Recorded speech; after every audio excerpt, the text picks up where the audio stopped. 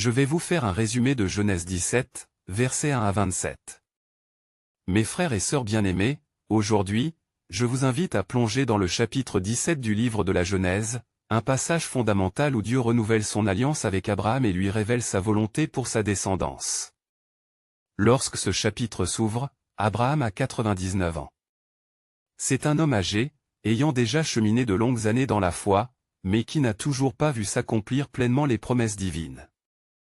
Voilà qu'à cet âge avancé, Dieu lui apparaît et lui adresse des paroles solennelles et puissantes. « Je suis le Dieu Tout-Puissant. Marche devant moi et sois intègre. » Dieu se révèle ici sous le nom d'El Shaddai, le Tout-Puissant, celui qui détient l'autorité absolue sur la vie et l'histoire des hommes. Il demande à Abraham de marcher en sa présence avec droiture, d'être un homme fidèle, sans compromis dans sa relation avec lui. Puis, Dieu renouvelle son alliance avec Abraham et lui promet une postérité nombreuse, si grande qu'elle formera une multitude de nations. En signe de cette nouvelle étape de leur relation, Dieu change son nom d'Abraham, qui signifie « Père élevé ».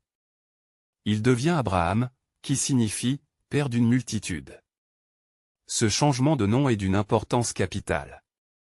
Il marque la transformation spirituelle d'Abraham, l'accomplissement progressif de la promesse divine. Désormais, il n'est plus seulement un homme porteur d'une promesse, il est le père spirituel de nations à venir, celui à travers qui l'histoire du salut se met en place. Ensuite, Dieu établit un signe tangible de cette alliance, la circoncision. Il ordonne à Abraham et à tous les mâles de sa maison de se circoncire.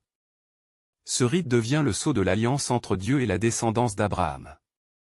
Dieu poursuit sa révélation en annonçant une nouvelle extraordinaire, Saraï, la femme d'Abraham, portera un fils. Comme pour Abraham, Dieu change aussi son nom, Saraï devient Sarah, ce qui signifie « princesse ». Elle est destinée à être la mère d'une lignée royale. Mais comment réagit Abraham à cette annonce? Il tombe face contre terre et rit en lui-même. Il se demande, un homme de 100 ans peut-il encore avoir un fils? Et Sarah, à 90 ans, pourrait-elle enfanter? Dieu lui confirme que Sarah donnera naissance à un fils qu'ils nommeront Isaac, ce qui signifie « il rira », en écho à l'étonnement d'Abraham. Abraham, cependant, pense à Ismaël, son fils aîné, et demande à Dieu de bénir aussi sa destinée.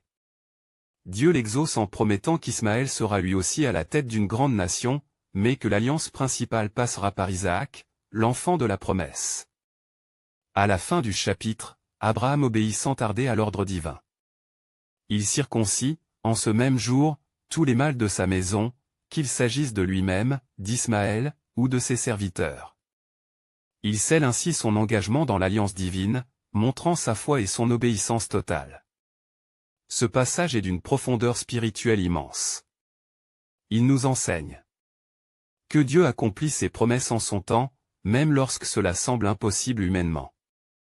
Que marcher dans la foi implique parfois des changements radicaux et des signes concrets d'engagement. Que l'obéissance à Dieu nous insère dans son plan divin pour l'humanité. Puissions-nous, comme Abraham, marcher devant Dieu avec intégrité et confiance, sachant qu'il est fidèle en toutes choses. Amen.